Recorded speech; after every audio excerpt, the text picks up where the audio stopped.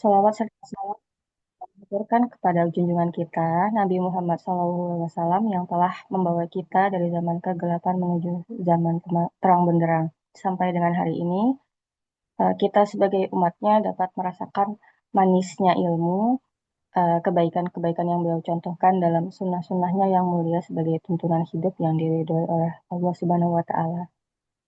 Segala puji bagi Allah yang telah menurunkan Al-Quran kepada Rasulnya Nabi Muhammad SAW sebagai pedoman dan petunjuk bagi umat Islam dan bahkan bagi seluruh umat manusia.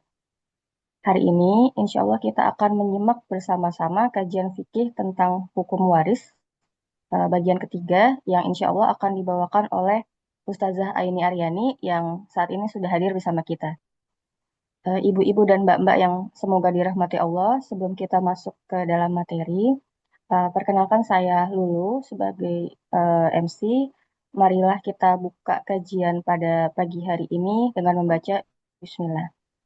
Bismillahirrahmanirrahim. Semoga Allah mudahkan kita untuk memahami ilmunya. Baik, susunan acara pada kajian pagi ini yaitu pembacaan tilawah, penjelasan materi, kemudian dilanjutkan dengan sesi tanya jawab. Sebelum kita masuk ke sesi inti materi, untuk menjaga keberkahan pada kajian pagi ini, marilah kita dengarkan pembacaan tilawah Al-Quran, Surat An-Nisa ayat 176 yang akan dibacakan oleh Mbak Rianita. Kepada Mbak Rianita dipersilakan. Baik, terima kasih Mbak Lulu. Assalamualaikum warahmatullahi wabarakatuh. A'udzu billahi minasyaitonir rajim. Bismillahirrahmanirrahim. Yastaftunak. Qulillahu yuftikum fil kalalah.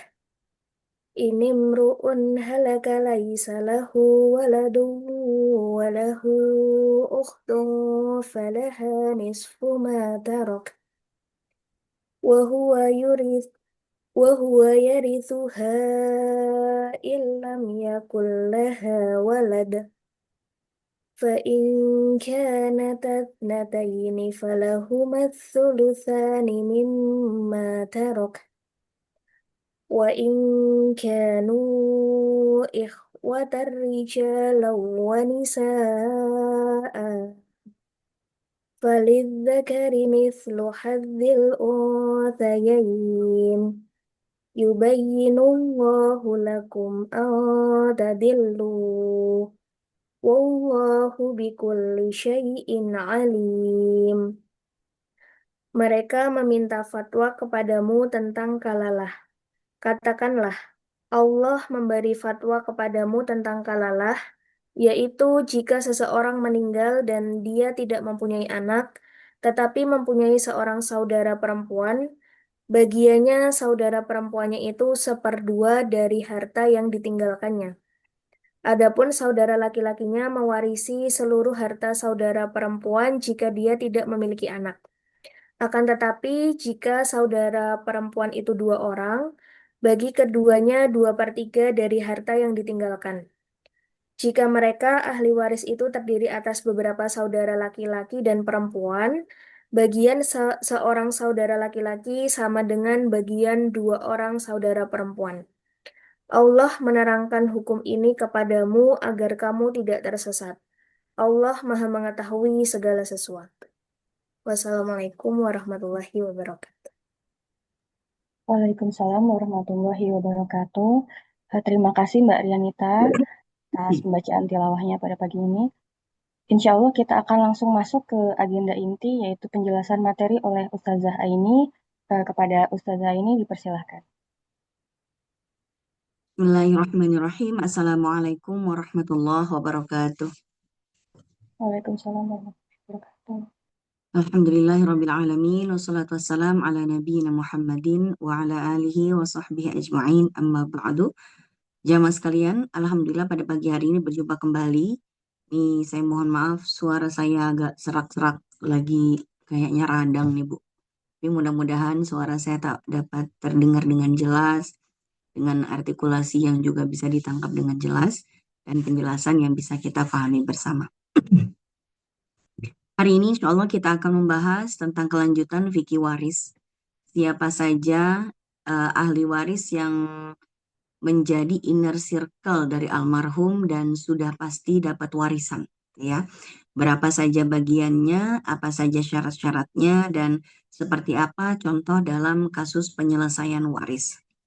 Sebetulnya kalau kita bicara para ahli waris itu ada banyak sekali. Para ahli waris itu ada 22 pihak. Nah, dari 22 pihak ini ada yang 6 pasti dapat warisan, dan tidak terhalang dengan ahli waris lain. Tapi ada 16 pihak yang terancam tidak dapat warisan ya, karena 16 pihak itu nanti namanya ahli waris cadangan. Nah, hari ini kita nggak bahas yang cadangan, Bu. Kita bahas yang inti. Ya, karena biasanya pembagian warisan, biasanya sih orang meninggal itu punya pasangan. Biasanya juga punya anak, khususnya anak laki-laki. Nanti kalau dalam kasus yang nggak ada anak laki-lakinya dan nggak ada orang tua laki-laki ya. Karena kan yang udah pasti dapat ini adalah pertama pasangan, yang kedua orang tua kandung, yang ketiga anak kandung. Itu pasti dapat. Makanya kita sebut 6 karena bapak, ibu, suami, istri, anak laki, anak perempuan gitu. Nah, kalau di antara para ahli waris itu tidak ada keturunan laki-laki dan orang tua laki-laki, dalam artian nggak ada anak laki-laki kandung dan tidak ada ayah kandung, itu baru nanti kita bahas pemain cadangan, Bu. Karena masih ada sisanya yang harus disalurkan dari bagian warisan itu. Nanti dari pemain cadangan itu, apakah kalau nggak ada anak laki-laki, berarti yang naik itu nanti cucu laki-laki. Nggak ada ayah berarti kakek. Nggak ada ayah dan anak laki berarti ke samping. Saudara kandung dan lain sebagainya. Baik, langsung saja boleh mohon izin saya dibantu untuk share screen.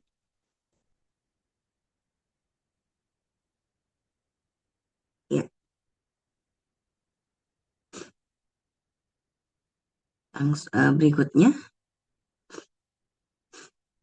Hmm. Siapa saja ahli waris yang inti dan apa syaratnya serta berapa bagiannya. Baik, berikutnya. Ayat tentang waris itu hampir selengkap ya.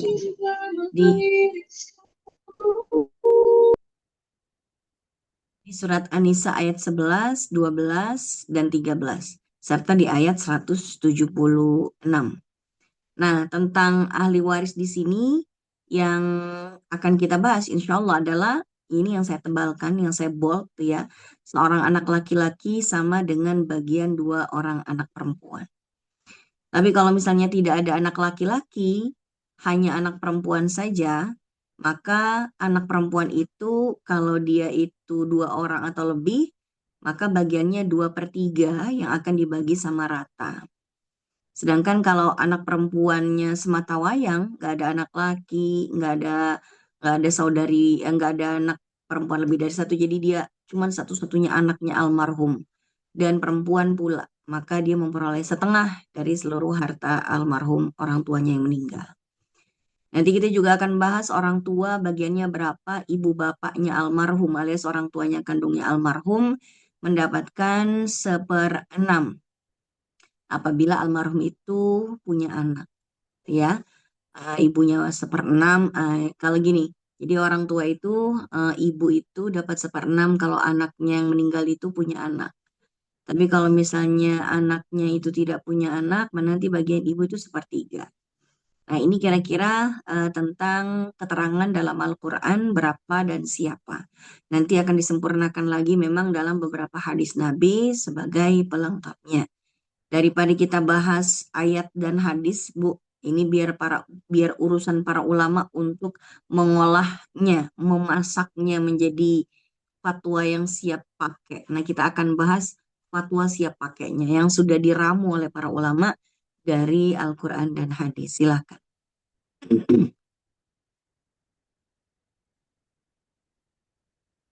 Silakan lagi. Oke. Nah, kita akan bahas dulu syarat menerima warisan. Tidak semua orang berhak untuk menerima warisan walaupun dia mengaku keluarga. Keluarga yang mana dulu nih, gitu. Dia terdaftar dalam 22 pihak, kemudian berikutnya dia harus masih hidup saat pewaris wafat. Jadi kalau misalnya almarhum tuh punya anak laki-laki, pernah punya anak laki-laki tapi udah meninggal. Lalu almarhum meninggal dunia, ya. Dulu Kak, misalnya Pak Bejo punya anak laki-laki. Pak Bejo punya anak laki-lakinya udah meninggal duluan dari Pak Bejo. Nah, ketika Pak Bejo meninggal dunia, maka anak yang meninggal duluan itu bukanlah ahli waris. Karena kalau mau menjadi ahli waris harus masih hidup saat pewarisnya wafat. Kemarin kita sudah bahas siapa itu pewaris. Pewaris itu adalah orang yang wafat yang hartanya harus dibagi waris. Nah, ahli waris itu tidak boleh gugur haknya kalau di antara ahli waris itu ada yang kafir, ada yang murtad, ya, yang nggak bisa dapat warisan. Kalau dia membunuh pewarisnya, nggak sabar pengen dapat warisan, bapaknya dibunuh sama dia. Maka anak yang membunuh bapaknya tidak akan mendapatkan warisan dari bapaknya yang dibunuh tersebut. Kemudian budak, seorang budak itu tidak dapat warisan dari orang tuanya yang meninggal gitu ya. Kenapa? Karena budak itu sudah menjadi milik tuannya. Namun sekarang sudah tidak ada perbudakan, jadi kita tidak akan bahas terlalu detail soal budak ini.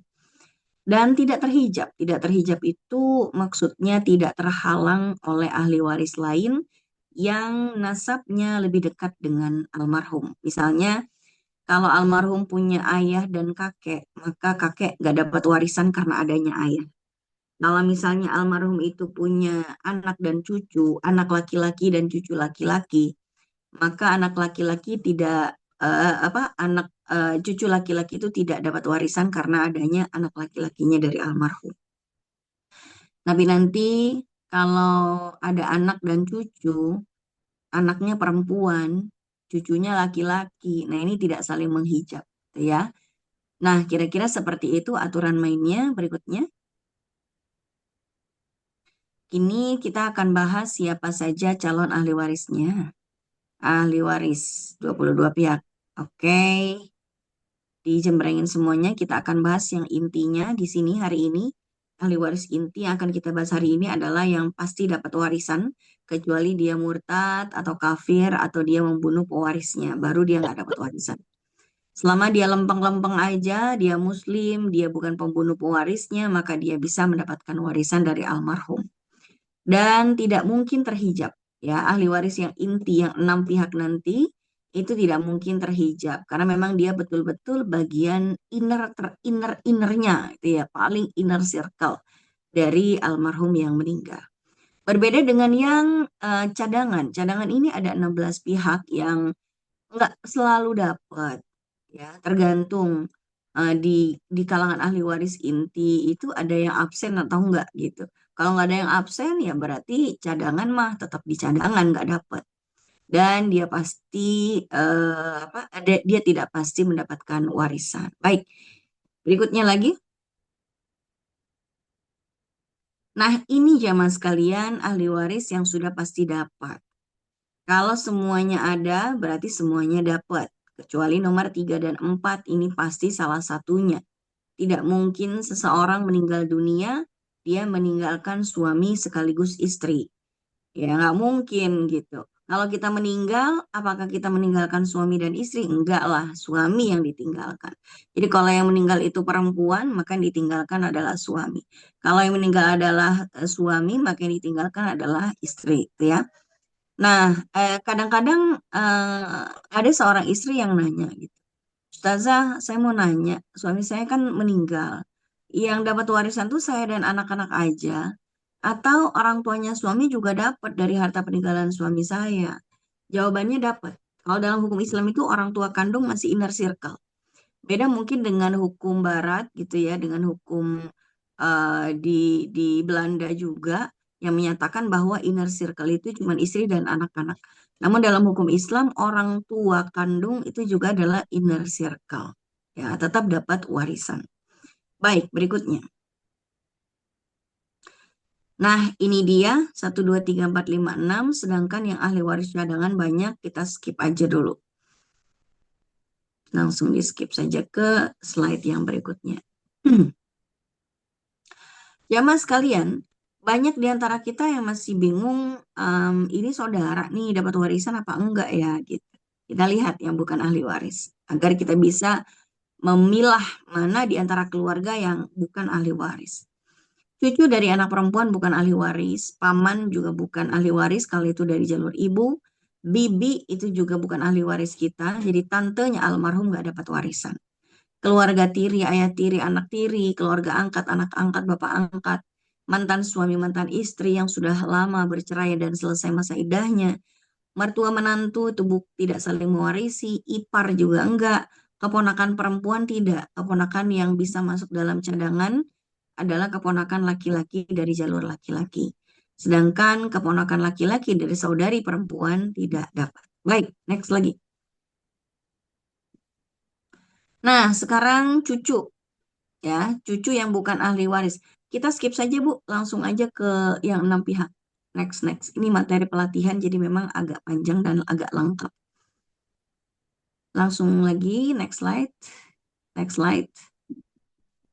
Ah, ini dia penting. Jamaah sekalian, sebelum kita akan membahas tentang berapa bagian masing-masing, kita akan bahas bahwa dalam pembagian warisan itu tidak akan dimasukkan dalam pertimbangan apapun berkaitan dengan poin-poin ini. Pertama, tentang usia ahli waris itu tidak berpengaruh apapun. Jadi misalnya almarhum itu punya anak laki-laki dua. Yang satu umurnya udah 25, satu lagi masih bayi. Itu sama aja. Selama gendernya sama-sama laki-laki, selama keduanya adalah anak kandung dari almarhum, tidak penting dari istri nomor berapa. Selama dia adalah anak laki-lakinya almarhum, maka tidak ada perbedaan bagian warisan yang dibedakan dengan usianya. Ahli waris menikah atau tidak juga tidak terlalu penting. Misalnya ahli warisnya tadi anak laki-laki yang pertama sudah menikah, anak laki-laki yang kedua belum menikah. Itu tidak berpengaruh. Kenapa? Kenapa tidak berpengaruh? Karena yang berpengaruh itu adalah pewarisnya. Pewaris ini sudah menikah atau tidak gitu. Tapi kalau ahli waris itu nggak penting udah nikah atau tidak. Apakah ahli waris bekerja atau tidak? Apakah yang kaya dapatnya dikitan, yang belum kerja dapatnya banyakan? Ternyata tidak juga. Juga tidak ada kaitan dengan serumah dengan pewaris atau tidak. Pewaris ini adalah orang yang meninggal, yang hartanya mau dibagi waris. Jadi misalnya ahli waris tuh ada dua, sesama anak perempuan. Satu anak perempuan tinggal sama ibunya, ngerawat ibunya, satu lagi nggak tinggal sama ibunya, itu bagiannya sama saja. Yang membedakan adalah ya tentu rasa sayangnya si ibu. Mungkin anak yang tinggal sama dia udah banyak dikasih hadiah sama ibunya sebagai tanda terima kasih dari ibunya. Kemudian yang lain mungkin si anak perempuan yang merawat ibunya ini dia mendapat pahalanya lebih banyak misalnya. Nah itu bisa jadi. Tapi intinya tidak ada perbedaan soal bagian warisan antara bagiannya anak yang serumah atau tidak. Disayang oleh pewaris atau tidak. Jadi misalnya almarhum itu punya dua istri, satu disayang banget, satu udah nggak disayang. Selama statusnya masih istri, maka bagiannya sama, ya. Kemudian ahli warisnya kaya atau miskin, itu juga tidak berpengaruh. Misalnya ahli warisnya sama-sama laki-laki, satu kaya, satu miskin, itu bagian warisnya sama. Karena sama-sama anak laki-lakinya almarhum. Dan ahli waris itu berjasa atau tidak kepada pewaris. Kecuali kalau dalam jasanya ada haknya almarhum yang belum, ada kewajiban almarhum yang belum ditunaikan gitu. Nah, itu beda hal gitu ya. Tapi intinya urusan berjasa atau tidak, disayang atau tidak, serumah atau tidak, ini tidak berpengaruh pada perbedaan bagian warisan. Baik, berikutnya.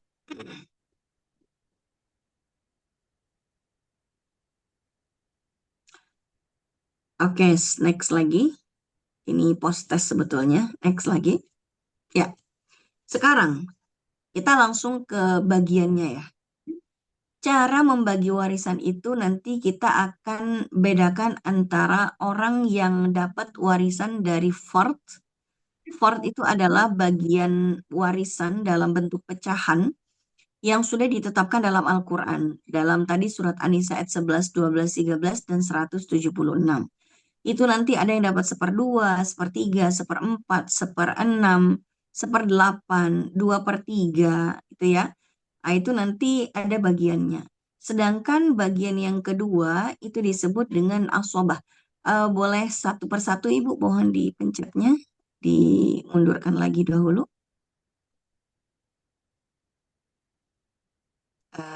Kayak dipencet lagi belakang dulu. Ya, di sini aja dulu.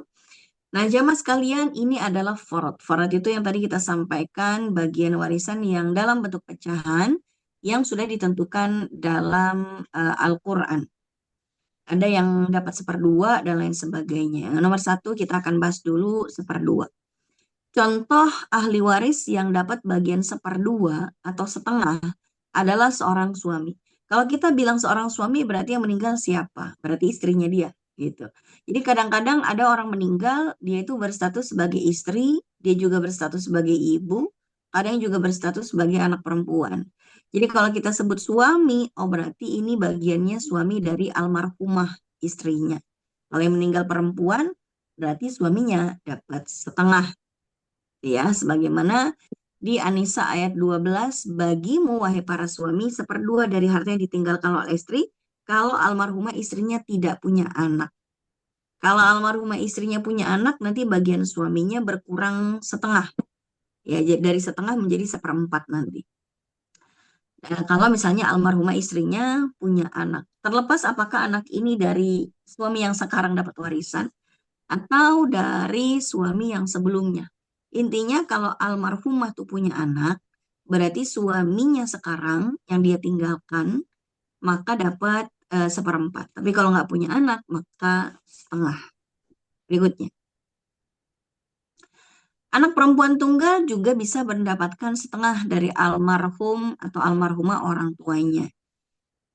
Dengan syarat anak perempuan ini adalah satu-satunya anak semata wayang, tidak ada anak lain kandung yang dimiliki oleh almarhum atau almarhumah. Sebagaimana di An-Nisa ayat 12, wa in kanat wahidatan falahan nisf. Dan bila dia anak wanita satu-satunya, maka dia dapat setengah. Berikutnya lagi. Seperempat itu contoh bagian suami, yaitu kalau almarhumah istrinya punya anak. Lagi. Atau istri yang ditinggalkan oleh suaminya. Nah, kalau di sini istri, berarti yang meninggal adalah seorang laki-laki yang adalah suaminya dia. Istri dapat seperempat kalau almarhum suaminya itu tidak punya anak. Ya, jadi kalau suaminya nggak punya anak, istri dapat seperempat. Berikutnya lagi. Kalau dia itu suaminya punya anak, maka istri dapat seperdelapan. Jadi kesimpulannya bagiannya suami dan istri itu gini, suami itu dapatnya seperdua atau seperempat. Kalau istri seperempat atau seperdelapan. Ya, bagian seperdua bagi suami kalau pasangannya nggak punya anak, tapi kalau punya anak seperempat. Istri seperempat kalau almarhum suaminya nggak punya anak, tapi kalau punya anak seperdelapan.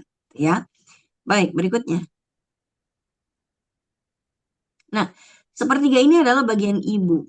Jadi kalau ada seorang laki-laki atau seorang perempuan, ada seseorang meninggal dunia, dia masih punya ibu kandung, dia masih hidup. Maka ibunya dapat sepertiga kalau almarhum anaknya itu tidak punya keturunan. Ya. Nah, baik, berikutnya lagi. Tapi kalau almarhum si anak ini punya anak, jadi Bejo misalnya meninggal, Bejo punya ibu.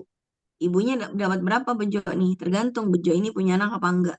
Kalau Bejo ini punya anak, berarti ibunya dapat seperenam. Kalau misalnya nggak punya anak, berarti harus sepertiga. Nah, seorang ayah juga bisa dapat seperenam.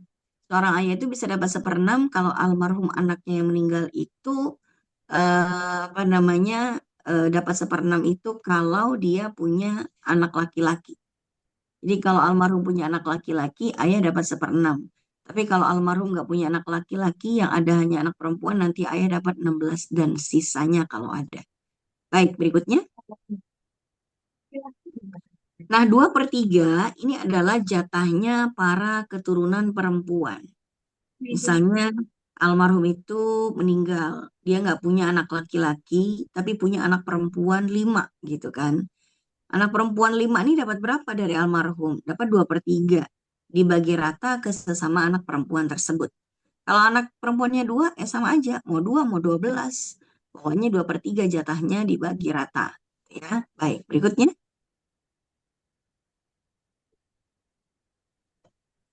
Nah, sekarang ada ahli waris yang nggak dapat bagian yang spesifik.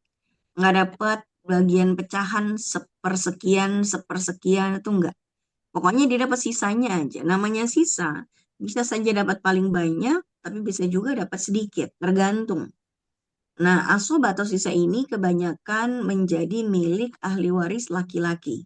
Ahli waris laki-laki selain suami dan ayah. Misalnya, asobah yang dapat asobah atau sisa itu adalah anak laki-laki, cucu laki-laki, abang, adik laki-laki, paman, ponakan laki-laki. Itu semuanya nanti jatahnya adalah asobah atau sisa. Tergantung apakah dia banyak atau tidak. Dan kalau dia terhijab atau terhalang oleh ahli waris yang lain, berarti dia nggak dapat apa-apa. Nah, sekarang ada yang dapatnya combine.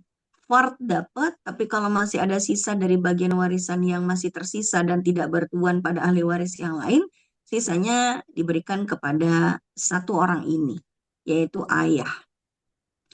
Seorang ayah itu bisa dapat fard aja, 1/6, bisa dapat asobah saja, tapi juga bisa dapat fard dan asobah. Fard dan asobah itu adalah ketika almarhum anaknya meninggal tapi tidak punya keturunan laki-laki. Maka kalau almarhum itu cuma punya keturunan perempuan, maka ayahnya almarhum dapat 1/6 plus asobah. Kalau berikutnya,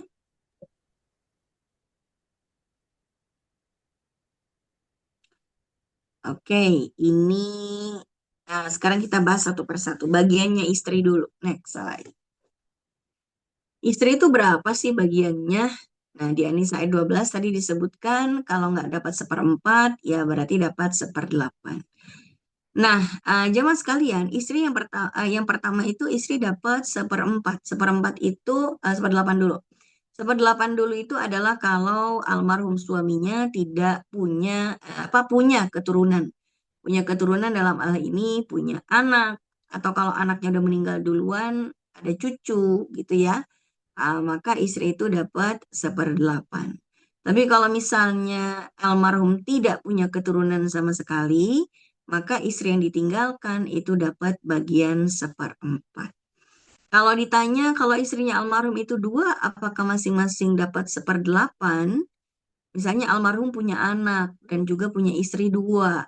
Nah, istrinya yang 2 ini dapat 1/8 masing-masing atau 1/8 bagi 2? Jawabannya 1/8 bagi 2. Kalau istrinya 4 tapi almarhum nggak punya anak gimana? Istrinya sih banyak, anak sih nggak ada. Oh, berarti masing-masing apakah dapat 1/4 ataukah 1/4 bagi 4? Jawabannya 1/4 dibagi sejumlah istri. Itulah kenapa istri sih nggak mau dimadu ya Bu ya. Karena ngurangi nafkah sama warisan katanya. Oke, baik, berikutnya. Nah, kalau bagian suami tadi kita sebutkan kalau nggak 1/2 dia dapatnya 1/4. 1/2 kalau istrinya yang meninggal tidak punya anak, sedangkan kalau istrinya punya anak atau keturunan, maka suami dapat 1/4. Baik, berikutnya lagi. Sekarang kita akan bahas bagian anak perempuan. Bagian anak perempuan sebagaimana disebutkan di dalam surat An-Nisa ayat 12, bisa saja bagiannya 1/2, bisa saja bagiannya 2/3, bisa saja nanti ada bagian asobah. Kita akan breakdown kapan dia dapat 1/2, 2/3, dan sisa. Dia dapat 1/2 ketentuannya kalau dia adalah anak tunggal, semata wayang. Pewaris yang meninggal dunia itu nggak punya anak lain selain anak perempuan ini. Maka anak perempuan ini mewarisi setengah dari total harta almarhum orang tuanya. Nah, 2/3. Kadang-kadang anak perempuan dapat 2/3 kalau ternyata selain dirinya ada anak perempuan lain. Ya, bisa saja dari istri yang sama, dari almarhum bapaknya, atau dari istri yang berbeda. Misalnya ada seorang laki-laki meninggal dunia, dia meninggalkan dua orang istri, dari masing-masing istri dia memiliki dua anak perempuan. Dari istri pertama lahir anak perempuan, dari istri kedua anak perempuan juga. Maka kedua anak perempuan dari istri yang berbeda ini bagiannya sama, yaitu 2/3 dibagi rata pada mereka berdua. Kalau anak perempuannya ada 6, bagaimana? Ya 2/3 dibagi 6. Yang penting mereka adalah anak kandung dari almarhum si laki-laki tersebut. Baik, kemudian kapan anak perempuan itu dapat sisa? Kalau dia bukanlah anak perempuan saja. Ternyata ada anak lain yang dimiliki oleh almarhum, yaitu anak laki-laki. Misalnya, almarhum pernah menikah 2 kali. Dengan istri yang pertama, dia punya anak perempuan lah satu misalnya. Terus habis itu dia menikah lagi, punya anak perempuan lagi. Menikah lagi yang ketiga baru punya anak laki-laki. Begitu anak yang laki-laki ini lahir, baru 2 hari umurnya, si bapak ini meninggal dunia. Gitu ya. Nah, berarti almarhum tuh punya 2 anak perempuan dan satu anak laki-laki. Walaupun anak laki-laki ini baru lahir, baru berusia harian, tetap saja statusnya adalah anak laki-laki. Maka pembagiannya bagaimana? Semua anak-anaknya almarhum, baik yang laki-laki maupun perempuan, ini mendapatkan sisa.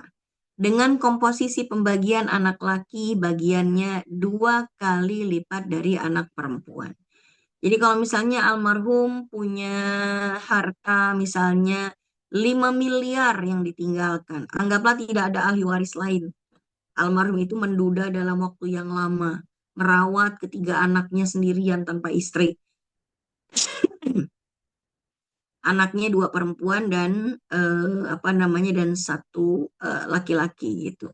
Hartanya anggaplah 4 miliar deh gampangnya. Hartanya 4 miliar misalnya. Maka anak perempuan nomor 1 itu dapat 1 miliar, anak perempuan nomor 2 itu dapat 1 miliar, dan anak laki-laki itu dapat 2 miliar. Sehingga bagiannya anak laki-laki 2/1.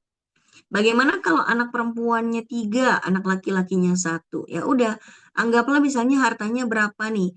Jadi kepalanya anak laki-laki anggap aja seperti 2 orang anak perempuan. Misalnya hartanya ada 5 miliar. Hartanya 5 miliar, anak perempuannya 3, anak lakinya 1. Ya udah, anak perempuan masing-masing 1 miliar, 1 miliar, 1 miliar, anak laki-lakinya 2 miliar. Ya. Nah, kalau misalnya hartanya 10 miliar, ya udah, yang penting dibagi sesuai jumlah kepala, anak laki dianggap kepalanya 2, anak perempuan dianggap kepalanya 1. Kira-kira demikian. Ya. Jadi tergantung anak perempuan saya dapat berapa ustazah, tergantung kondisinya. Sendirian nggak? Punya saudara-saudari nggak dianya? Ada anak laki-laki nggak almarhum gitu ya? Baik, berikutnya. Nah, bagiannya anak laki-laki itu selalu sisa. Maka tadi kita tidak disebutkan anak laki-laki itu di fard. Ya, karena dia selalu berposisi sebagai asobah. Asobah itu artinya penerima sisa. Selalu mendapatkan asobah. Tidak pernah mendapatkan fard yang sekian per sekian. Enggak. Jadi bagian anak laki-laki itu tidak pasti. Tapi selalu paling banyak. Kenapa? Karena selain dia mendapatkan sisa, dia menutup banyak sekali ahli waris. Dan membuat ahli waris, kalaupun ada ahli waris yang udah pasti dapat, bagiannya jadi berkurang gara-gara kehadirannya dia, gitu ya. Jadi memang anak laki-laki ini nanti paling banyak dapatnya, gitu. Nah, anak laki-laki ini membuat anak perempuan, berarti saudarinya dia, gitu ya. Anak laki-laki ini bisa menjadikan anak perempuannya almarhum itu nggak dapat fard, nggak dapat 1/2 atau 2/3 enggak, tapi sama-sama bersekutu dalam sisa yang nanti komposisinya 2/1. Baik, berikutnya lagi. Bagiannya ayah sekarang. Bagiannya ayah itu bisa jadi berapa? Dari Ibnu Abbas bersabda, bagikanlah harta warisan kepada yang berhak dan apa yang tersisa menjadi hak laki-laki yang paling utama. Oke, next. Kita skip dulu perdalilan agar kita fokus pada produk hukumnya. Ayah tuh bisa jadi dapat sisa, semua sisa dari hartanya almarhum. Kalau apa? Kalau almarhum nggak punya keturunan sama sekali. Misalnya almarhum itu cuma punya cuma punya istri sama ayah gitu ya. Ya berarti istrinya dapat seperempat, sisanya semuanya buat ayahnya almarhum. Tuh, jadi ya wajar sih karena ayah inilah yang menafkahi si anak lah ya dari kecil. Ya, jadi misalnya suami saya cuma punya saya sama ayahnya dia, berarti saya cuma dapat seperempat. Sisanya buat ayahnya suami saya semua gitu. Tentu ketika membagi harta seperti ini, hartanya almarhum itu yang dibagi ya murni hartanya almarhum. Kalau hartanya almarhum masih bercampur dengan harta istri, maka dipisah dulu mana yang dianggap harta istri, mana yang dianggap harta suami, dan yang dibagi waris itu hanya yang harta suami saja. Ya, baik. Jadi kalau asobah ini ayah dapat asobah saja kalau almarhum tidak punya anak sama sekali atau tidak punya cucu, pokoknya nggak punya keturunan, baik itu laki-laki atau perempuan. Nah, bagaimana kalau almarhum itu punya keturunan? Ayahnya almarhum dapat berapa? Ayahnya almarhum dapat berapanya bergantung keturunannya almarhum itu laki-laki atau perempuan. Kalau misalnya ada yang laki-laki, berarti ayah dapat seperenam aja. Tapi kalau misalnya ada apa namanya, ada perempuan saja, ya, kalau ada perempuan saja, berarti seperenam plus sisa.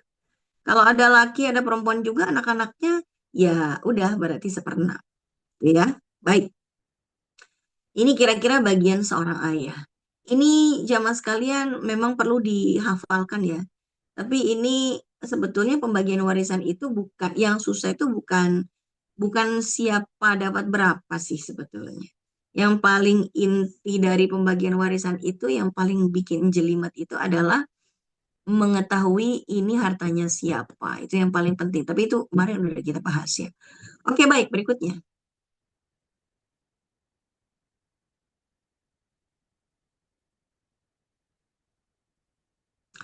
Nah, sekarang bagian ibu. Kadang-kadang ibu dapat sepertiga, kadang seperenam, kadang sepertiga dari sisa. Bukan sepertiga plus sisa, bukan. Tapi sepertiga dari yang tersisa, gitu. Nah, kapan dapat sepertiga? Ibu itu dapat sepertiga kalau almarhum atau pewaris sama sekali tidak punya keturunan dan tidak punya saudara kandung kecuali cuma punya satu saudara kandungnya atau saudari kandungnya. Kalau almarhum itu nggak punya anak, tapi punya saudara-saudari banyak, nah, nanti nggak jadi sepertiga bagian ibu. Atau misalnya almarhum itu punya anak kandung dan tidak punya saudara-saudari. Nah, itu berarti ya ibu nanti bagiannya tidak sepertiga lagi. Nanti bagiannya di seperenam.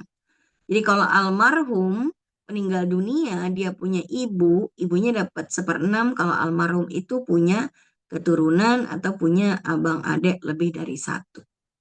Nah, kapan ibu punya bagian sepertiga dari sisa? Kalau tadi kan sepertiga dan seperenam itu sepertiga dari total harta almarhum atau seperenam dari total harta almarhum. Bagian yang sepertiga dari sisa ini adalah hanya di dua kasus saja. Dua kasus di mana almarhum itu hanya punya ahli waris 3 orang, yaitu ayahnya almarhum, ibunya almarhum, dan istrinya almarhum saja. Atau ayah, kalau yang meninggal perempuan, dia punya ayah, ibu, dan suami. Intinya dia cuma punya dua, dua orang tua dan satu pasangan, gitu ya. Maka bagian ibu nanti adalah sepertiga dari sisanya. Misalnya almarhum laki-laki, dia punya ayah, ibu, dan istri yang ditinggal ahli warisnya. Maka istri kan dapat seperempat. Nah, 3/4-nya buat siapa? 3/4-nya itu buat ayah dan ibu. Di mana dari sisa 3/4 ini, ayah dapat 2/3-nya, ibu dapat sepertiga dari sisa. Misalnya hartanya almarhum tuh 4 miliar ya. Almarhum punya harta 4 miliar. Oh, berarti yang 1 miliar itu seperempatnya buat istri, sedangkan 3/4-nya sisanya yang 3 miliar buat ayah dan ibu. Ibu dapat sepertiga dari sisa. Sisanya tadi berapa miliar? 3 miliar. Oh, berarti ibu sepertiga dari sisa yang 3 miliar, 1 miliar. Sisanya buat ayah. Jadi istri 1 M, ibu 1 M, ayah 2 M. Gitu kira-kira. Sama saja dengan kalau yang meninggal itu adalah suami. Ya, misalnya almarhum punya harta 6 miliar. Almarhumah. Dia punya ayah, ibu, dan suami. Suaminya itu kan kalau almarhumah nggak punya anak, suaminya kan dapat setengah. Berarti setengah dari 6 miliar itu kan 3 miliar. Berarti suami dapat 3 miliar. Sisa 3 miliar lagi buat ayah dan ibu, di mana ibu dapat sepertiga dari sisanya. Sisanya tadi 3 miliar, berarti ibu dapat 1 M. Berarti suami 3 M, ibu 1 M, ayah 2 M. Kira-kira seperti itu. Baik, berikutnya. Langsung saja kita masuk ke metode pembagiannya, ya, dan contoh-contoh serta langkah-langkahnya. Pada akhirnya kita harus memulai dengan yang mendapatkan fard dulu, yang pasti, sepersekian. Karena nggak mungkin kita memulainya dengan sisa. Kita nggak tahu sisanya berapa sebelum ketahuan bagian yang sudah pasti bagiannya. Ya. Kemudian setelah kita membagikan ke yang ashabul furud, maka kita membagikan kepada yang mendapatkan sisa. Baik, langsung next slide.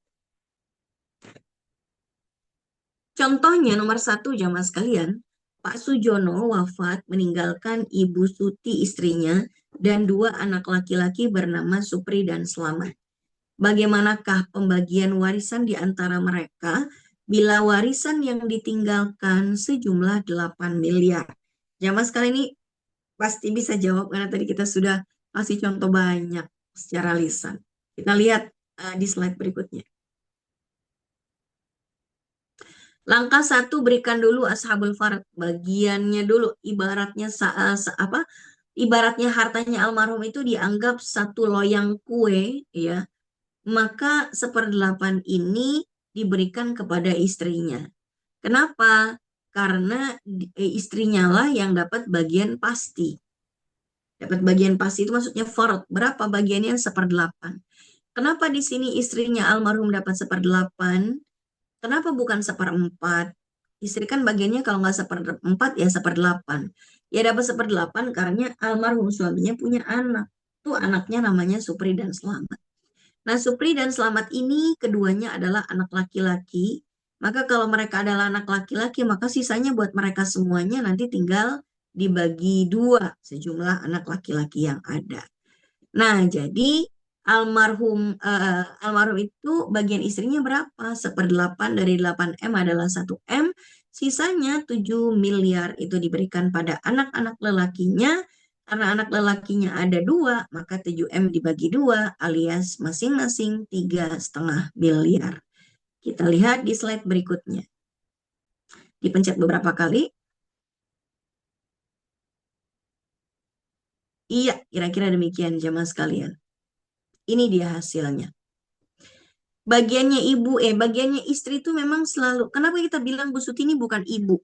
Suti kan ibunya Supri dan Slamet. Kenapa dia bilang istri? Karena selalu patokannya ke yang meninggal. Selalu ke yang meninggal. Gak bisa kita bilang ibu dapat berapa 1M. Enggak ada ibu di sini. Adanya istri. Karena selalu refer to almarhum gitu. Kita tuh merefer ke almarhum. Ya dia siapanya almarhum. Kira-kira seperti itu. Baik, berikutnya. Nah, Bapak Haji Abdullah adalah seorang yang kaya raya. Haja Fatimah adalah istrinya. Mereka berdua dikaruniai anak laki-laki bernama Mahmud dan 2 anak perempuan bernama Zainab dan Ruqayyah. Bila Haji Abdullah wafat, bagaimana pembagian warisnya jika harta yang ditinggalkan berupa atau berjumlah 24 miliar? Ini pasti jamaah sudah bisa. Kalau jamaah sekalian ada yang bisa, boleh raise hand untuk jawab. Kalau enggak, kita lanjut aja ya. Nanti soalnya setelah materi selesai aja. Oke, next. Dipencet lagi, Bu. Ya, pencet lagi, pencet lagi, pencet lagi, pencet lagi, pencet lagi. Iya, oke. Di sini yang meninggal adalah Pak Haji Abdullah punya istri dan 3 orang anak. 3 orang anaknya mix gendernya ya, ada yang laki, ada yang perempuan. Yang Fatimah istrinya Pak Abdullah tentu dapat 1/8 karena almarhum punya anak. 1/8 dari 24 miliar adalah 3 miliar. Dari sini kita tahu sisanya berapa. Sisa 24 miliar diambil 3 miliarnya diambil Fatimah, sisanya berarti 21 miliar. Nah, 21 miliar itu dibagi kepada anak-anaknya. Jadi 21M itu buat anaknya semuanya. Tapi aturan mainnya adalah lidzakari mislu hadzil unsayain. anak laki-laki itu dapat 2 kali lipat dari anak perempuan. Maka Mahmud di sini anak laki-laki dianggap sebagai 2 orang perempuan. Jadi 21 miliarnya dibagi 4 aja, ya dibagi 4. 21 miliar dibagi 4 itu 5,25. Nah, Zainab dapat 5,25 M, Ruqayyah juga 5,25 M, sedangkan Mahmud dapat 5,25 M kali 2, alias 10,5, total 24 M. Baik, jamaah sekalian, ini adalah contoh yang kedua. Apakah masih ada contoh lain atau kita buka tanya jawab? Silakan ke slide berikutnya. Oke, masih ada nih. Bu Tuti wafat meninggalkan suami dan ayah. Nah, bagian ayahnya berapa, bagian suaminya berapa? Silakan berikutnya. Kalau tidak disebut anaknya bagaimana? Oh, berarti kalau nggak disebut berarti nggak ada anak. Istrinya Pak Amin mana? Istrinya suaminya mana? Itu dia Pak Amin suaminya. Anak-anaknya mana? Berarti nggak punya anak. Ibunya almarhumah mana? Oh, berarti ibunya udah nggak ada duluan. Karena kalau udah meninggal duluan dari pewaris, maka tidak dapat warisan. Itu aturan mainnya. Pak Amin di sini suaminya dapat setengah. Kenapa dapat setengah alias seperdua? Karena almarhumah istrinya tidak punya keturunan sama sekali. Sehingga suami dapat setengah. Nah, Pak Budi selaku ayah dapat asobah. Kenapa? Karena tidak ada keturunan sama sekali dari almarhumah. Kalau almarhumah nggak punya keturunan, maka ayahnya dapat asobah. Tapi kalau punya keturunan, bisa dapat 1/6 atau 1/6 plus asobah. Ya. Nah, karena di sini 1/2 dan asobah, Pak Amin dapat 1/2 dari 1 miliar, berarti 500 juta. Dan sisanya adalah 500 juta. Sehingga masing-masing suami dan ayah dari almarhumah dapat 500 juta. Next. Ini dia, agak panjang ya. Meski mu'alaf Pak Yosef ini nggak kita skip informasi yang tidak penting ya. Kadang-kadang jamaah sekalian dalam konsultasi waris itu klien itu kebanyakan ngasih contoh informasi yang tidak berpengaruh pada pembagian warisan. Misalnya, Ustazah saya ini adalah istri yang dizolimi, berantem terus sama mertua, tapi mertua saya nuntut warisan dari suami saya yang baru meninggal. Lalu diceritakanlah drama-drama menantu dan mertua. Sebetulnya itu nggak berpengaruh dalam pembagian warisan. Ya. Yang berpengaruh adalah berapa hartanya. Apakah istrinya masih berstatus istri atau sudah cerai melewati masa iddah. Itu sih yang paling penting.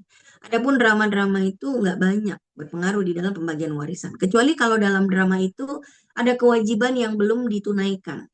Misalnya suami belum bayar nafkah kepada istri sekian lama, maka itu dianggap sebagai hutang.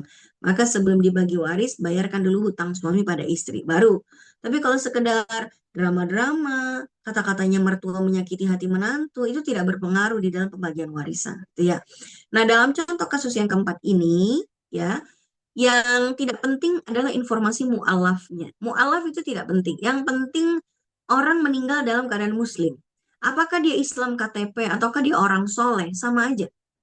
Apakah dia soleh dan tidak soleh itu nggak ada kaitannya dengan warisan. Itu kaitannya nanti di akhirat dia akan diminta pertanggungjawaban. Itu aja. Apakah dia mu'alaf atau lahir dari atau Islam dari lahir itu juga nggak penting. Pokoknya pas meninggal dia muslim apa enggak, gitu aja. Itu ya. Nah, Pak Yosef ini meninggal dalam keadaan muslim, walaupun dia muslim beragama Islam baru 2 hari gitu. Maka tetap warisannya tetap dibagi sesuai aturan waris Islam. Ya. Kemudian Ibu Christine, istrinya juga demikian. Nah, dalam hal ini nanti plot twistnya yang meninggal bukan Pak Yosef, tapi Bu Christine. Ya. Jadi Pak Yosef mu'alaf, istrinya juga mu'alaf, keduanya melanjutkan pernikahannya dalam keadaan muslim. Dan mereka punya 2 anak laki-laki bernama Soleh dan Ahmad. Kemudian ayahnya Ibu Christine yang bernama Pak Krisna itu juga masuk Islam. Tapi ibunya Bu Christine masih stay beragama Kristen. Jadi di sini tokohnya ada Pak Yosef sebagai suaminya Bu Christine, Soleh dan Ahmad sebagai anaknya Bu Christine, Krishna ayahnya, Sofia ibunya namun beragama Kristen. Kalau Bu Christine wafat, nah ini dia yang meninggal Bu Christine. Jadi kita selalu on fokusnya kepada yang meninggal. Yang meninggal itu siapa? Hartanya berapa? Kalau ada orang meninggal, suaminya ada, anaknya ada, tetangganya banyak, ditanya mau bagi berapa warisannya almarhum kepada ahli warisnya, tanya dulu, ada nggak hartanya? Oh, almarhumah nggak punya harta, selesai perkara, kita nggak bahas, ya. Nah, jadi hartanya ada berapa nih? 12 miliar. Nah, 12 miliar ini dibagi waris. Ya, dibagi waris kepada para ahli warisnya. Silahkan kita pencet satu persatu. Dalam daftar ahli waris di sini hanya ada Yosef, Krishna, Soli, dan Ahmad. Kenapa Bu Sofia, ibunya almarhumah Christine, tidak masuk dalam daftar ahli waris? Karena tidak beragama Islam. Jadi non-Muslim, ahli waris yang non-Muslim itu excluded. Dikeluarkan dari daftar ahli waris yang mewarisi. Nah, Yosef di sini suami, bagiannya seperempat. Kenapa? Karena almarhumah punya keturunan. Seandainya almarhumah tidak punya keturunan, tentu Pak Yosef dapat setengah. Pak Krisna dapat seperenam. Kenapa? Karena almarhumah punya keturunan laki-laki. Dan Soleh Ahmad, sebagaimana kita sampaikan tadi, anak laki-laki selalu mendapatkan asoba alias sisa. Sehingga di sini suami dapat seperempat dari 12M, yaitu 3M. Ayah dapat seperenam dari 12M, yaitu 2M. Sisanya berapa? 12M dikurangi 5M. Sisanya adalah 7M. 7M diberikan kepada semua anak-anak. Dan anak-anak adanya anak laki-laki 2. Oh, berarti 7M tinggal dibagi 2 saja. Kira-kira demikian jamaah sekalian pembagian warisan berdasarkan ahli waris inti atau inner circle dari almarhum atau almarhumah. Sampai di sini saya serahkan kembali waktu dan media Zoom kepada moderator. Jika ada tanya jawab dipersilahkan.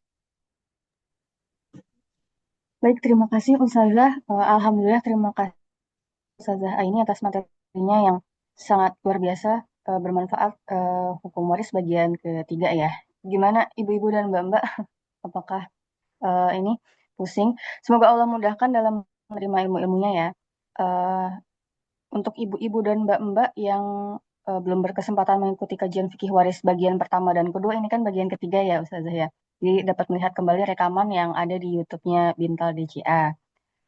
Em, Selanjutnya kita akan masuk sesi tanya jawab. Mungkin ada ibu-ibu, mbak-mbak, TV lah yang ingin bertanya, baik dari pengalaman pribadi misalnya, ingin bertanya secara langsung, bisa raise hand ya, atau bisa mengajukan pertanyaan melalui kolom chat atau komentar. Insya Allah akan kita bacakan satu persatu. Bapak Ibu yang mau bertanya, dipersilahkan. Apakah ada? Izin Mbak Lulu. Izin Oh ya, Ustazah. kepada Mbak Neni, silahkan tanya. Ya, terima kasih. Izin Ustazah, saya masih belum paham tadi kalau misalnya si suami meninggal atau istri meninggal, dia punya anak laki-laki, itu anak laki-laki dan dia punya ayah dan ibu, berarti ayah dan ibunya itu tuh tidak tertutup sama anak laki-laki itu ya Ustazah ya? Tidak, Saya tidak. takutnya, oh tidak, oh baik-baik. Demikian juga kalau misalnya dia punya anak perempuan, terus dia punya ayah dan ibu, itu mah otomatis ya ayah dan ibunya Ya, tetap dapat ya. Oh ya, ya, baik. Ustazah itu terima kasih Ustazah. ya, baik. Apakah ada lagi yang ingin bertanya, Bapak Ibu? Oh ini Ibu Melawati, dipersilahkan bertanya Ibu.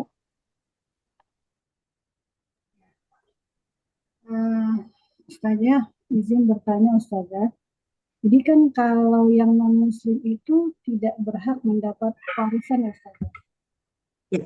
Nah, terus gimana menjelaskannya ya Ustazah? Kebetulan ada suatu keluarga, ini ibunya muslim, cuma anak-anaknya itu non. Ada sih anaknya yang muslim, tapi dari 5 anaknya itu yang muslim 2. Nah, sekarang mereka sedang melakukan pembagian harta waris lah. Ibunya sih belum meninggal nih ya. Jadi mungkin warisan dari bapaknya itu mau dibagi-bagi. Ibunya belum meninggal. Nah ini bagaimana menjelaskannya saja. Karena kan kalau dia nggak dibagi yang non muslim, kok kayaknya nggak adil gitu ya. Ya, itu sih saja. Mohon pencerahan. Masalah adil dan nggak adil itu standarnya itu nisbi. Jadi keadilan bagi satu orang buat orang lain itu tidak adil. Itu sudah sunatullahnya begitu. Hukum apapun itu, gitu ya. Nah, soal apakah ahli waris yang non muslim itu nggak dapat bagian waris, ya ketentuannya kita nggak bisa melogikakan sebetulnya. Karena Nabi yang mengatakan la yarisul muslimul kafira walal kafirul muslimah. Seorang orang kafir tidak dapat warisan dari orang muslim dan orang muslim tidak dapat warisan dari orang kafir. Jadi kalaupun ada orang kafir meninggal, ada orang Kristen lah gitu ya. Ada orang Kristen meninggal, ada anaknya satu mualaf. Dia dapat warisan atau tidak? Kalau dalam dalam hukum Islam enggak. Tapi kalau misalnya harta itu dibagi dalam agama Kristen dan dalam agama Kristen anak yang Muslim tetap dapat warisan, apakah anak yang Muslim ini berhak menerima? Jawabannya berhak, tapi jatuhnya kalau versi Muslimnya itu jatuhnya sebagai hadiah, bukan sebagai warisan, ya. Nah, kalau misalnya dalam kondisi yang tadi orangnya Muslim, anaknya non Muslim gitu. Bapaknya kayaknya ini deh.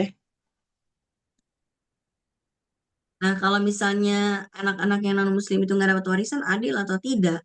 Ya kalau dari sisi agama adil-adil aja. Ketika mereka nggak mau masuk Islam, kenapa kenapa tidak dipertanyakan? Kenapa nggak masuk Islam kalau mau dapat warisan, gitu kan? Ya nggak adil dong. Yang non-muslim juga harus dikasih. Ya ketentuan syariatnya dari Allahnya begitu. Gimana dong? Kan gitu ya. Kecuali kalau orang tuanya mau berwasiat, Bu. Kalau orang tuanya bikin wasiat bahwa anak-anaknya yang non-muslim akan dapat harta juga, bisa. Tapi namanya wasiat hanya boleh maksimal sepertiga. Karena apa? Karena wasiat itu tidak boleh lebih dari sepertiga. Jadi misalnya almarhum itu meninggal, terus mereka bilang, nanti anak-anak saya yang masih yang non-muslim bagi waris juga lah semaksimal yang mereka bisa dapatkan. Oh, berarti hanya bisa maksimal sepertiga dari total hartanya almarhum. Yang 2/3 ya berarti dibagikan kepada para ahli waris. Kira-kira demikian.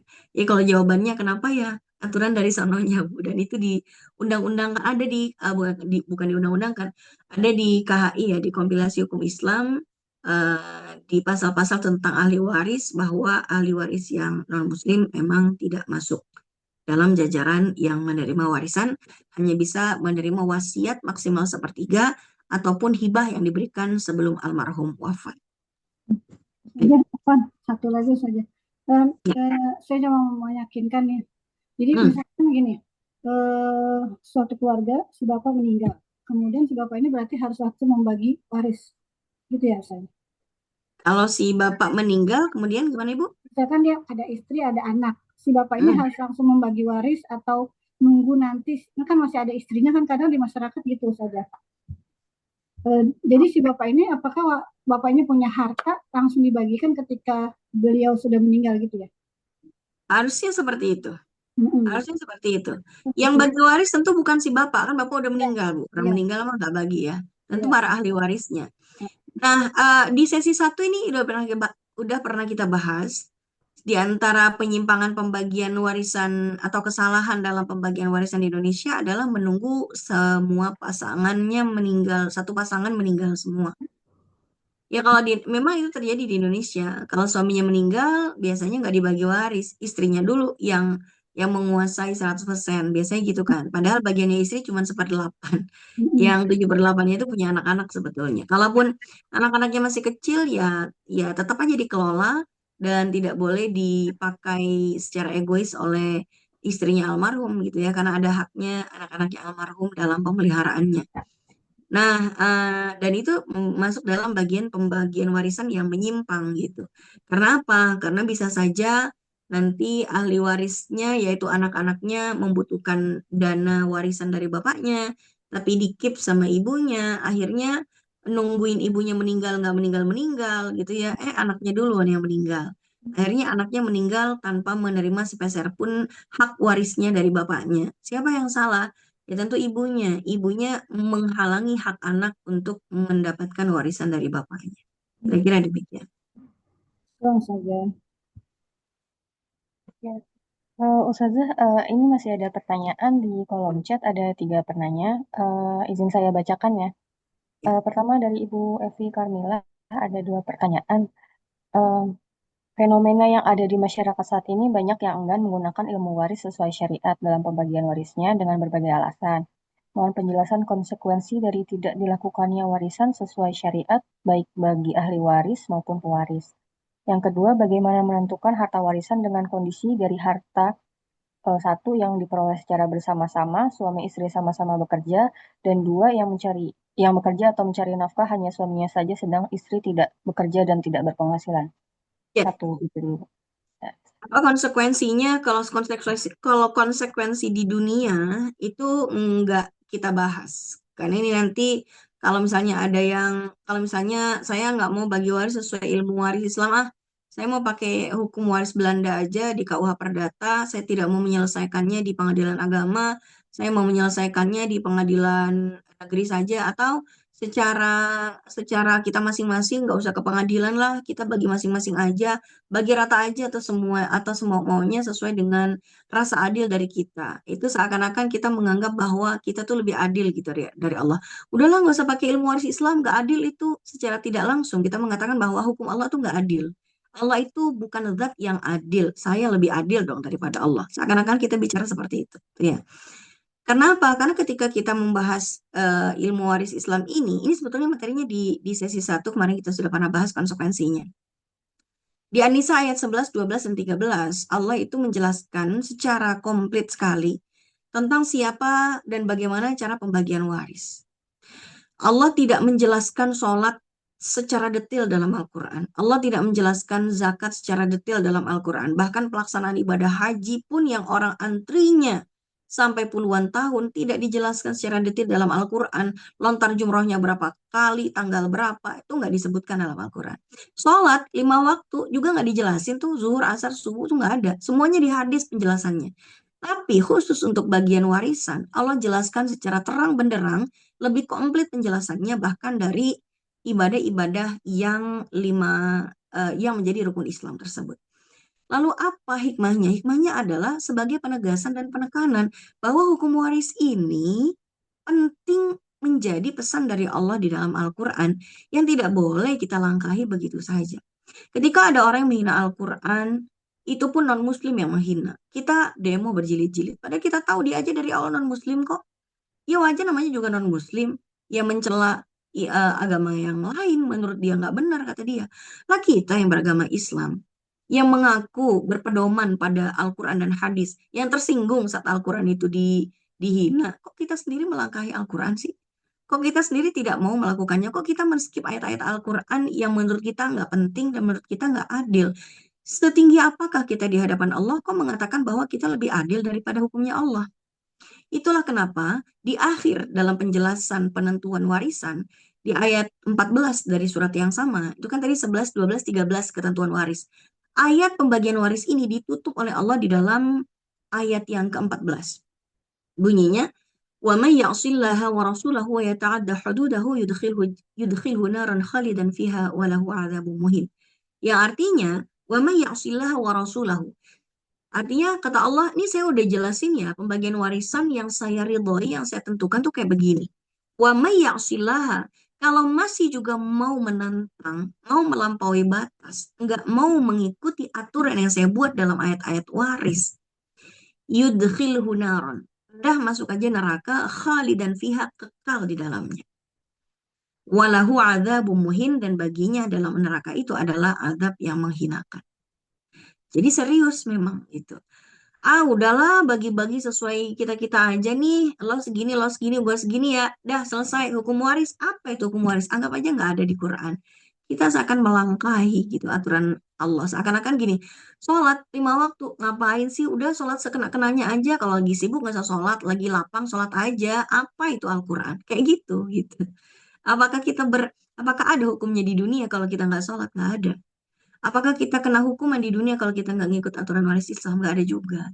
Tapi semuanya ya karena ini adalah hukum Islam, ya berarti konsekuensinya mengikuti hukum Islam masuk nanti dalam pengadilan di hadapan Allah di akhirat nanti yang menjadi konsekuensinya. Entah di dunia nanti Allah jadikan dia tidak berkah karena mengambil harta orang lain gitu ya. Kita aja ngutil harta orang, nah itu kan kita dianggap makan harta yang haram. Makan yang yang haram itu konsekuensinya apa? Ya berarti sama seperti kita memakan api di dalam perut. Sama seperti kita menzolimi orang lain yang hartanya kita makan. Ya sama aja, berarti kalau kita bagi waris, kita ngambil haknya orang lebih dari yang semestinya, berarti kita seperti menelan api di dalam perut. Yang nanti konsekuensinya tentu azabnya di alam kubur, azabnya di akhirat, dan tentu mendatangkan murkanya Allah Subhanahu wa Ta'ala. Kira-kira demikian. Kemudian pertanyaan yang kedua. Bagaimana pembagian warisan kalau suami istri itu bekerja bersama, dan bagaimana bagian warisan bagi suami yang bekerja dan istri yang tidak bekerja? Begini, kalau suami istri itu bekerja, maka masing-masing mendapatkan hartanya. Kalau salah satu meninggal dunia, yang dibagi waris hanya harta miliknya saja. Nah, apakah di dalam pernikahan itu dalam hukum Islam, apakah pernikahan itu otomatis meleburkan harta? Jawabannya tidak. Kalau dalam hukum BW, itu ya, hukum Belanda, harta bersama itu dianggap harta yang dihasilkan dalam pernikahan sejak tanggal pernikahan itu terjadi. Siapapun yang mendapatkan harta, maka pasangannya dianggap punya hak di situ yang dianggap harta bersama 50-50. Kalau suaminya nganggur, istrinya kerja, tetap aja penghasilan istri dianggap harta bersama suami juga karena dihasilkan dalam pernikahan. Itu di hukum BW, hukum Belanda. Kalau di hukum Islam nggak seperti itu. Di hukum Islam siapapun yang menghasilkan harta, maka harta itu milik dia. Hanya saja karena mereka diikat oleh pernikahan, salah satunya menanggung nafkah pasangannya. Artinya suami adalah pihak yang ditunjuk menjadi qawwam, pemimpin rumah tangga, yang imbasnya dia menanggung nafkah istrinya. Jadi kalau misalnya suaminya berpenghasilan anggaplah 100 juta, istrinya berpenghasilan 50 juta, gajinya kalau digabung 150 juta, versi hukum Belanda ini 150 juta milik bersama.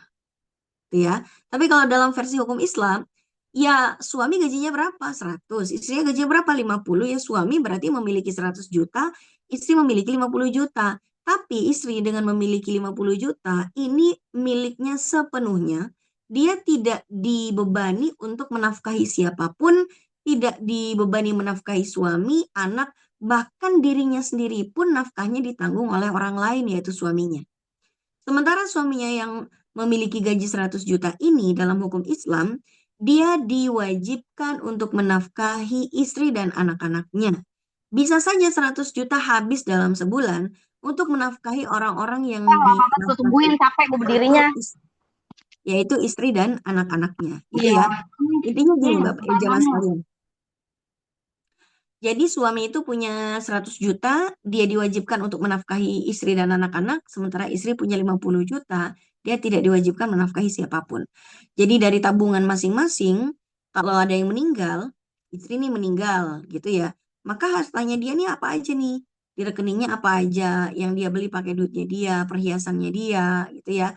Tanah, apartemen yang dia beli pakai penghasilannya dia sendiri, bukan dari penghasilannya suami, itu dibagi waris semuanya. Gitu ya. Kalau ada harta bersama yang dibeli sama suaminya gimana? Ya berarti dibelah dulu sahamnya, kepemilikannya dibelah dua dulu. Dibelah dua sesuai dengan saham masing-masing. Nggak harus 50-50, tergantung sahamnya berapa. Misalnya suami dan istri beli rumah, harga rumahnya 1 miliar. Istri keluar duit 700 juta, suami keluar duit 300 juta. Berarti saham kepemilikannya adalah 7:3. Itu ya, 70-30. Berarti kepemilikan istri itu 70%, suami 30%. Kalau nanti istri meninggal dunia, berarti dibagi waris dari rumah tersebut adalah 70%-nya. Sedangkan kalau yang meninggal itu adalah suami, 30%-nya. Gitu ya. Nah, kira-kira seperti itu. Jadi dipisahkan dulu mana harta suami, mana harta istri. Setelah jelas harta masing-masing, barulah nanti dibagi waris yang menjadi milik murninya almarhum, itu yang dibagi waris. Kemudian bagaimana kalau istrinya itu ibu rumah tangga dan tidak bekerja? Bagaimana pembagian warisannya sama? Berarti kalau istri meninggal, tidak meninggalkan harta sedikit pun, berarti dia tidak ada bagi waris. Tapi kalau misalnya suaminya yang meninggal dunia, ya berarti hartanya suami ada apa enggak? Oh, suaminya meninggal dunia tidak memiliki harta. Kok bisa? Kan dia kerja. Ya, kan gajinya habis menafkahi istri dan anak-anak. Berarti nggak usah bagi waris. Kira-kira seperti itu. Tapi misalnya gini, istrinya nggak kerja, suaminya kerja. Kok bisa-bisanya sih suami nggak meninggalkan harta apapun gitu ya? Misalnya dua-duanya meninggal di satu detik yang sama, anggaplah begitu. Maka pembagian warisnya tetap dua. Ahli warisnya suami kan nanti berbeda dengan ahli warisnya istri. Kenapa? Karena ketika membagi warisan-warisannya suami, orang tuanya suami jadi bagian dari ahli waris. Kalau bagi waris hartanya istri, berarti orang tuanya istri yang menjadi ahli warisnya. Kan gitu ya. Nah, ketika membagi warisannya suami, pas dicek, suami tidak memiliki harta apapun. Ternyata semua hartanya itu diberikan kepada istri. 100% dikelola oleh istri dan menjadi milik istri. Gitu ya. Tiap suami beli handphone, ini milik istri. Suami beli harta, ini milik istri. Suami beli rumah, selalu dihibahkan semuanya untuk istri. Gitu ya. Maka bisa saja pada saat dia meninggal nggak ada bagi waris. Kenapa? Ya, itu udah diberikan pada istrinya sebelum almarhum si suami ini meninggal. Tapi kalau misalnya pas bagi waris hartanya istri, wah hartanya kok banyak ya, padahal dia nggak kerja loh. Oh, dapat hadiah dari suaminya terus, suaminya bucin sama dia. Dia punya duit, dia punya harta selalu diberikan kepada istri. Itu ya, selalu diatasnamakan dan bahkan dinotariskan kepemilikannya milik istri 100%. Nah, itu berarti ya dibagi waris hartanya sebagai hartanya istri. Intinya dalam hukum Islam, harta suami adalah harta suami, harta istri adalah harta istri. Hanya saja suami wajib menafkahi istri, sedangkan istri tidak wajib menafkahi siapapun. Baik. Iya, terima kasih juga. Masih ada 2 pertanyaan lagi, izin saya bacakan ya. Assalamualaikum Ustazah, izin bertanya, jika laki-laki beristri, punya anak 4, eh, jika laki-laki beristri punya anak 4 perempuan, laki-laki tersebut masih punya saudara laki-laki 2 orang. Satunya sudah meninggal, tapi meninggalnya setelah laki-laki tersebut meninggal, dan perempuan 5 orang yang masih hidup saat laki-laki tersebut meninggal. Sekarang yang masih hidup saudara perempuan tinggal 2. Waris belum dibagi karena ilmu yang masih minim dan saya sebagai anaknya masih sama belum paham saat ayah saya meninggal. Bagaimana pembagiannya? Hmm. Meninggal, tapi meninggalnya setelah laki-laki tersebut meninggal. Oke. Dan perempuan 5 orang masih hidup saat laki-laki tersebut meninggal. Sekarang masih hidup saudara perempuan tinggal 2. Oke, oke, oke. Jamaah sekalian, untuk menentukan ahli waris itu bukan saat harta hendak dibagikan, tapi selalu patokannya pada tanggal wafatnya pewaris, tanggal dan jamnya. Jadi kalaupun hartanya baru mau dibagi sekarang, bukan sekarang siapa yang masih hidup, bukan, tapi siapakah ahli waris yang masih hidup saat almarhum meninggal. Selalu begitu. Nah, di sini contohnya, anggaplah seorang laki-laki meninggal, anggaplah meninggalnya pas COVID gitu ya, 2021 misalnya. Dia meninggalnya tahun 2021. Hartanya banyak, tapi belum dibagi-bagi. Tahu dah kenapa kebiasaan orang Indonesia kan suka nunda-nunda bagi waris. Nah, sekarang tahun ini mau bagi waris nih. Warisannya almarhum, kita sebut namanya Pak Bejo gitu ya. Pak Bejo wafat tahun 2022. Pada saat dia wafat, dia punya 4 orang anak perempuan, 5 orang saudara. Ya, 5 orang saudari perempuan dan 1 orang saudara laki-laki. Sekarang saudara laki-lakinya udah meninggal sih. Nggak penting udah meninggal apa enggak. Yang penting saat Pak Bejo meninggal, saudara laki-laki ini, saudaranya Pak Bejo, abangnya Pak Bejo gitu ya, masih hidup saat Pak Bejo wafat. Ya berarti masih terhitung sebagai ahli waris. Gitu ya. Berarti ahli warisnya Pak Bejo siapa saja? Pertama, misalnya Pak Bejo punya ibu nggak? Oh iya, tadi kalau nggak salah ibunya masih ada ya. Ibunya masih ada, gitu ya. Terus berarti ini kita mau ngomongin hartanya Pak Bejo kan? Bukan hartanya yang lain kan? Soalnya kadang-kadang ada yang nanya Pak Bejo meninggal tapi mau ngomongin hartanya yang lain gitu. Enggak. Ini lagi ngomongin hartanya Pak Bejo. Pak Bejo meninggal berarti ahli warisnya siapa saat Pak Bejo wafat? Anak perempuan 4, saudari perempuannya 5, saudara laki-lakinya 1, dan seorang ibu. Itu semuanya dapat. Kenapa dapat? Kenapa saudara laki-laki dan saudara perempuan itu dapat? Karena Pak Bejo tidak punya anak perempuan, tidak punya anak laki-laki dan tidak punya ayah yang masih hidup. Kalau di daftar ahli waris tidak ada ayah dan tidak ada anak laki-laki, berarti pemain cadangan masuk, yaitu saudara-saudari kandungnya. So, di sini anak perempuan itu lebih dari dua. Ya, berarti anak perempuannya almarhum Bejo yang 4 tadi ya, itu dapat 2/3. Anak perempuan dapat 2/3. Nah, kemudian ibunya dapat berapa? Ibunya dapat 1/6. Kenapa dapat 1/6? Karena Pak Bejo punya keturunan. Berarti ibunya dapat 1/6, anak perempuannya dapat 2/3, itu kan masih ada sisanya. Sisanya berapa tuh? 2/3 sama 1/6, masih ada 1/6 lagi kan? Nah, sisanya yang 1/6-nya ke siapa? Sisanya ke 1/6 itu ke saudara-saudarinya. Berarti saudara-saudarinya almarhum yang 5 perempuan dan 1 laki-laki, itu nanti dibagikan ke sana 1/6. Yang laki-laki nanti dapat 2 kali lipat daripada yang perempuan. Anggaplah misalnya hartanya 12 M ya. Anak perempuan 2/3. 2/3 dari 12 berapa, Bu? 2/3. 6 kali 2. Kan 12 nih. 2/3-nya 12 berapa? 8. 8, Bu. 8. Tuh lihat 8 ya. Berarti anak perempuan itu dapat 8 M tuh yang 4 orang. Ibunya dapat 1/3. 1/3 dari 12 berapa? 4 ya. 4 sama 8. Habis dong berarti. 12. Ibunya 1/6 bukannya, Bu ya? Oh iya, 1/6, sorry. 1/6. 1/6 dari 12 itu berapa? 2 ya? 2. 2. Oke, 2 ya. Berarti anak perempuannya yang 4 itu dapat 8 M. Ibunya dapat 2 M. Sisanya masih 2 M lagi. Berarti 2 M itu yang ke saudara-saudarinya. 2 M diberikan kepada 6 saudaranya. 1 saudara laki, 5 saudari perempuan. Nah, nanti 2 M itu dibagi ke 7 kepala. Kenapa 7 kepala? Karena yang laki-laki dianggap punya 2 kepala. Nanti dia dapat ngambil 2 bagian. Nah, pertanyaannya adalah yang saudara laki-laki ini kan saat sekarang kita mau bagi waris dia kan udah nggak ada. Ya, berarti jatahnya dia dibagikan lagi ke ahli warisnya dia, gitu. Jatahnya itu dibagikan ke ahli warisnya si abangnya Pak Bejo tadi yang udah keburu meninggal hari ini. Itulah kenapa bagi waris nggak boleh ditunda-tunda, Bu. Ahli waris warisan itu jangan terlalu lama ditunda. Kenapa? Ya kayak gini. Belum dapat warisannya udah meninggal duluan. Itu yang sering kali terjadi. Kira-kira demikian. Itu tadi pertanyaannya cuma satu ya, Bu ya? Iya, Ustazah. Baik. Ini ada pertanyaan lainnya ini. Satu lagi ya, Ustazah, saya bacakan.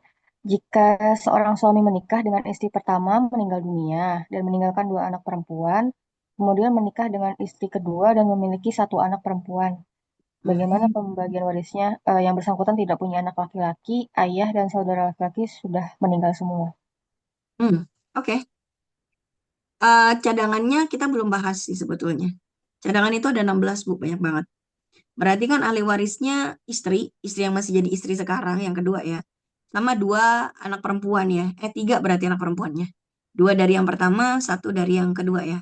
Berarti dia memiliki 1 orang istri. Si istri yang pertama kan udah nggak ada gitu kan. Atau mungkin cerai atau apapun lah itu. Berarti dia meninggalkan 1 orang istri dan 3 orang anak perempuan. Berarti nanti akan ada pemain cadangan. Pemain cadangan siapa? Ya tergantung. Ada nggak saudara-saudarinya almarhum?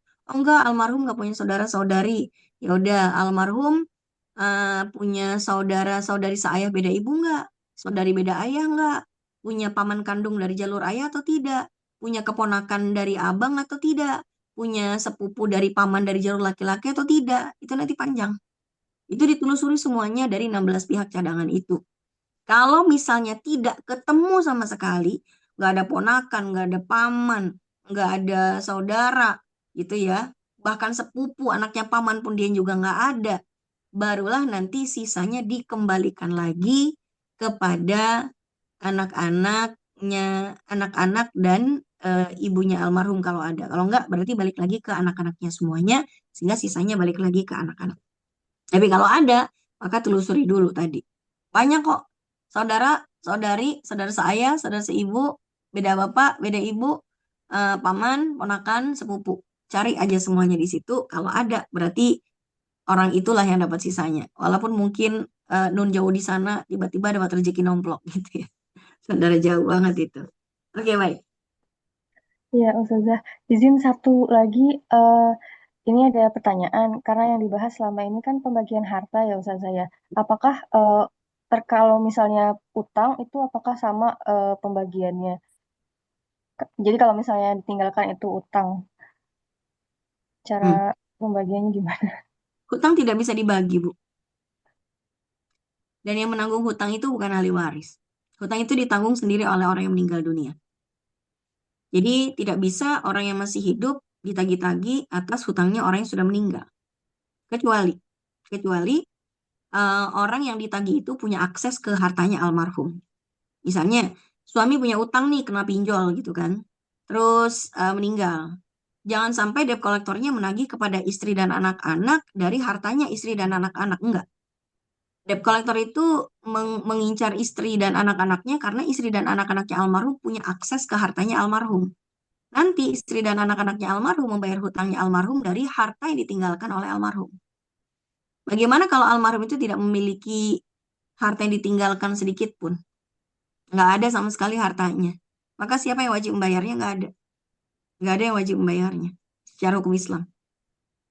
Tidak bisa seseorang itu diberikan tanggung jawab atas apa-apa yang di luar tanggung jawabnya. Kecuali kalau sebaliknya yang ngutang istri. Baru boleh ditagihkan kepada suami kalau istri itu mengutang atas nama suami dan yang dihutang itu adalah bahan-bahan keperluan rumah tangga. Kalau di luar kebutuhan rumah tangga, suami nggak menanggung. Misalnya yang meninggal itu istri. Istri meninggal dunia, punya utang. Berapa utangnya? Utangnya 10 juta. Utang yang sudah dia tanggung dari mulai beras, minyak, telur, tagihan listrik gitu ya. Itu semuanya diutang oleh istri. Gara-gara suaminya nggak mau ngasih duit. Sehingga dia harus berhutang kepada warung tetangga. Maka kalau istri meninggal yang ditagih adalah suaminya. Kenapa? Karena beras, minyak, tepung dan lain sebagainya itu adalah tanggung jawab suami selama hidup istrinya. Gitu ya. Tapi kalau istrinya meninggal itu punya punya cicilan yang belum lunas seperti tas Hermes, iPhone 17 gitu ya.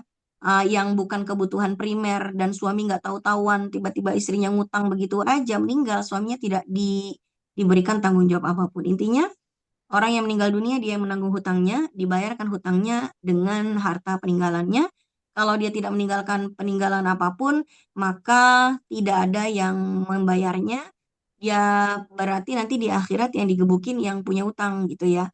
Tapi kalau ada di antara keluarganya yang dengan sukarela menjadi volunteer ikhlas untuk membantu almarhum bayar utangnya, nah itu judulnya adalah hadiah atau sedekah dari ahli waris kepada almarhum. Supaya apa?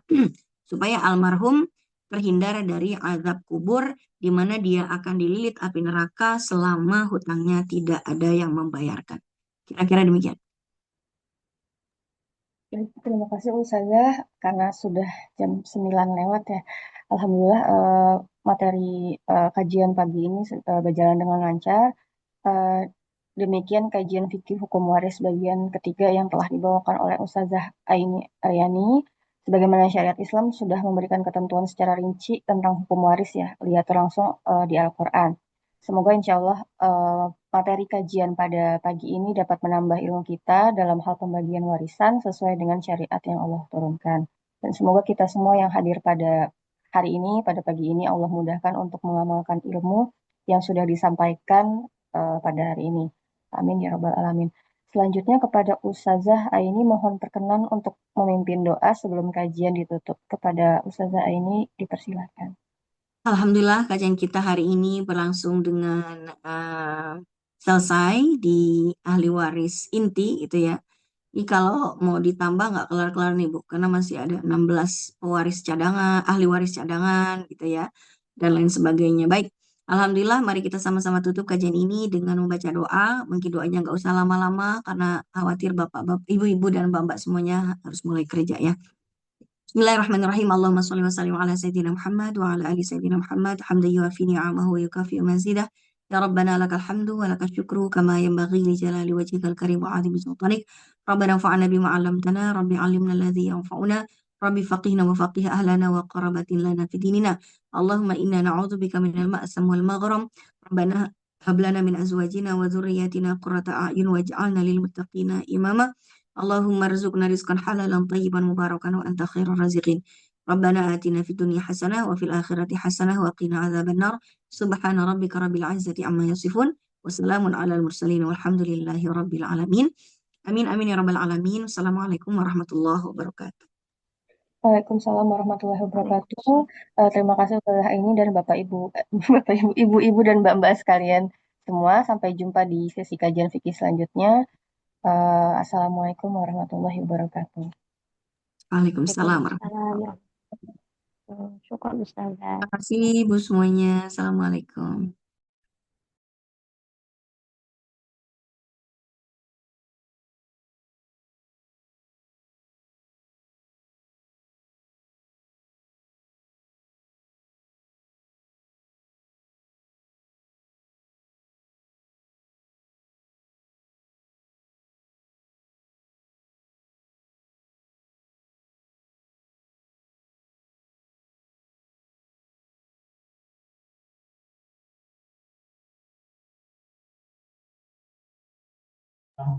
Izinkan ya ibu-ibu.